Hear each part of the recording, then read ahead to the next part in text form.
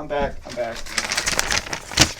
Sorry for the wait. I was just visiting family for Christmas, and the traffic was bad.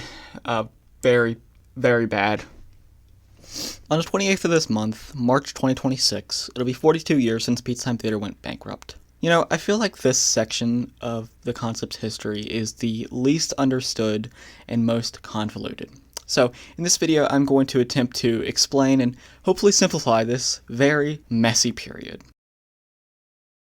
In 1982 and 1983, the video game industry was, it was not doing great. An analyst for Goldman Sachs in 1983 said the demand for video games was up 100% from the previous year, but the supply was up to 175%.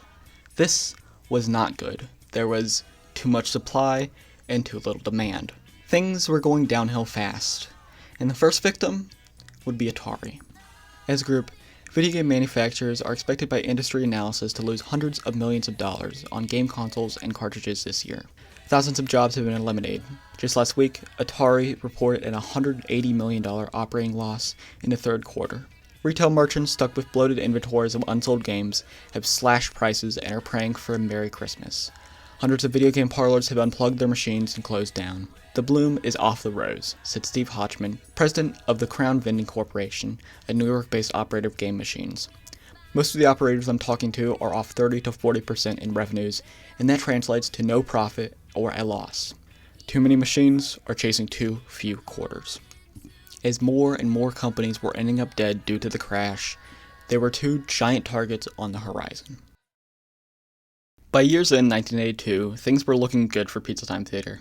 The revenue for that year was $99,286,000 with 204 stores in operation.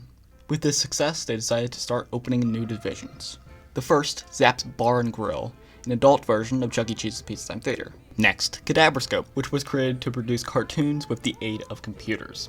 And finally, Sente, Pizza Time's very own in-house video game manufacturer. But by mid-1983, things started going downhill very fast. The company began to bleed money, and even though the board was advising Nolan to sell off these divisions, he refused. Nolan was extremely confident in the end of 1983 being successful for Pizza Time, and I can only imagine the smile getting wiped straight off his face when he saw the revenue for the end of that year. In early 1984, he left the company, and Pizza Time Theater Incorporated filed for bankruptcy on March 28, 1984. The failure was mainly Bushnell's fault. He saw the writing on the wall, but didn't care to read it. He got on a lifeboat while his crew and ship sank. Quickly, let's jump over to another sinking ship, ShowBiz Pizza Place. We can go on and on about if creative's ideas would have saved ShowBiz, but the fact is, by April of 1984, the last profitable month was over a year ago, with only one store opening since December. ShowBiz and creative engineering employees were getting laid off left and right, with the situation being even worse at creative. The research and development budget had been slashed, canceling tons of R&D projects, and by this point the order had been given to stop manufacturing new shows, leaving dozens of brand new Rockfire Explosions just sitting with nowhere to go due to the current licensing agreement with ShowBiz. Surprisingly enough, Pizza Time and its franchisees were still making money.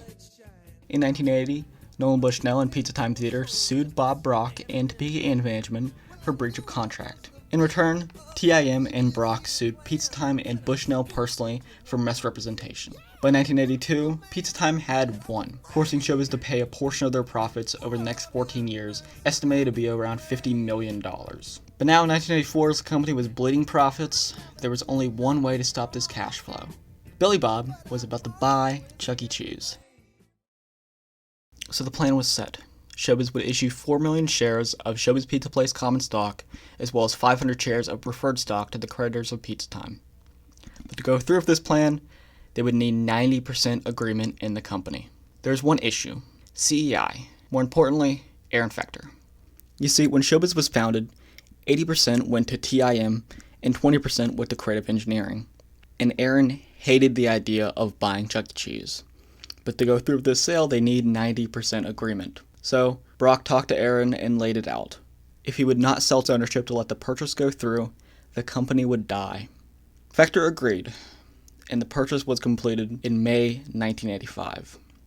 Following this, Brock would be replaced by Richard M. Frank of Steak and Ale as president and CEO of the new company, ShowBiz Pizza Time Incorporated, with Brock staying as CEO and chairman of Brock Hotel Corporation. Frank quickly fell in love with the concept and began the long process of recovering this company.